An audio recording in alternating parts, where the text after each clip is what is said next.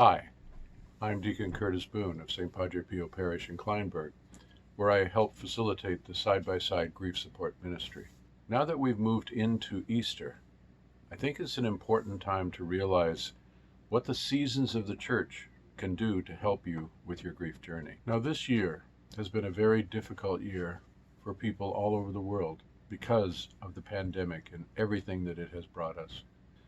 I know that as we experienced Lent this year, many people thought, I've been experiencing Lent for over a year now, and I've given up so much that maybe this Lent, it won't be about what I give up.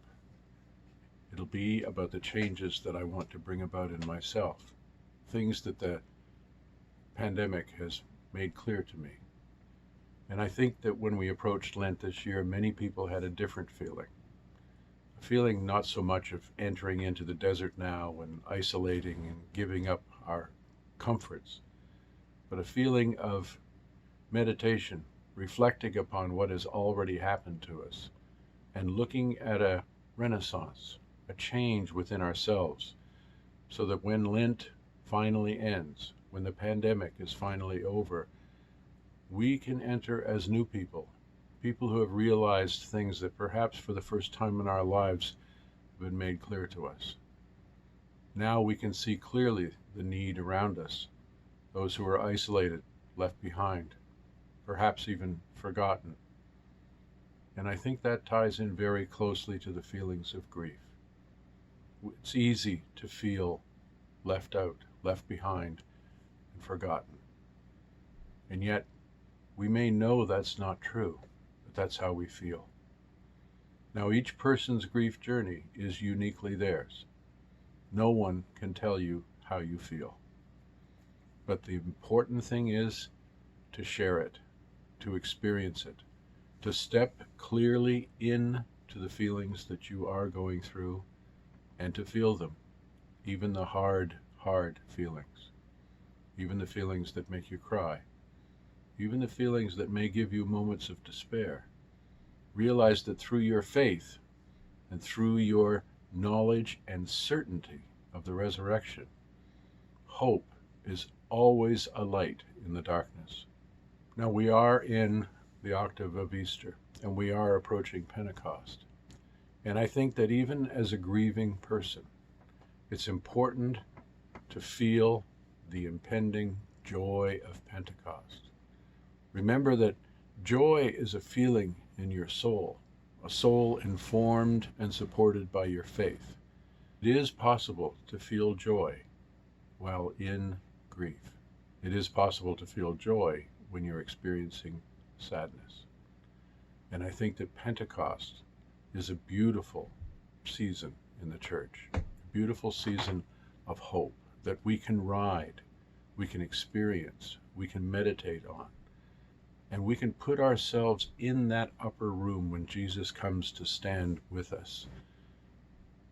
And he says, look at my wounds. Realize what I have gone through for you. And here I am, risen in front of you, so that you may know that I am the risen Christ, and that I died on the cross and rose again for you, that you might have life and your share in eternal life, just as your loved one does. Now we know that our loved ones are not with us physically anymore, but they are in our heart, they're in our soul, they're in every breath that we take, they're in every story that we tell. It's important to experience your loved one every day, to tell their story, to talk to your friends about them, to talk to your friends about the hard stories, the difficult things, but to share the wonderful stories and the wonderful times as well. Because your loved one was so much more than just the ending of their life. You get to be the voice of that relationship now. So share it. And as always, learn to listen to those around you.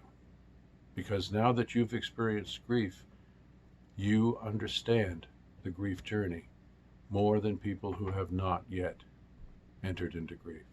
I want to speak more to you about Easter. and specifically after Jesus is resurrected, because he spends time with the disciples. And I think that this relates directly to everyone's grief journey. When we see how Jesus and the disciples interact with each other, this is a foreshadowing, a promise of life to come for our loved ones and for ourselves. Jesus eats with them. He laughs with them. He tells them stories. He appears in the upper room, although the doors are locked. And yet he's not a ghost. He's not an image of something. He's not frightening. He is there in his resurrected body. They can see his wounds. So it is him. It is still him. It's important that we realize that, like Jesus, life for our loved ones has ended here, but it has not ended. They too are resurrected. It's important that we realize that the love we have for the one we have lost is real as their love for us. It can be difficult to reach out for help when you're grieving, but it's a very important part of your grief journey. It is very, very difficult to grieve alone. Find people to listen to you. Find someone to share your story and the story of your loved one with. Watch videos, read books, spend time contemplating your journey. Come here often. Watch and rewatch these videos. Let them calm your soul and bring you peace. I continue to pray for you and your family. May the peace of Christ be always with you, and may the memory of your loved one always be a blessing to you.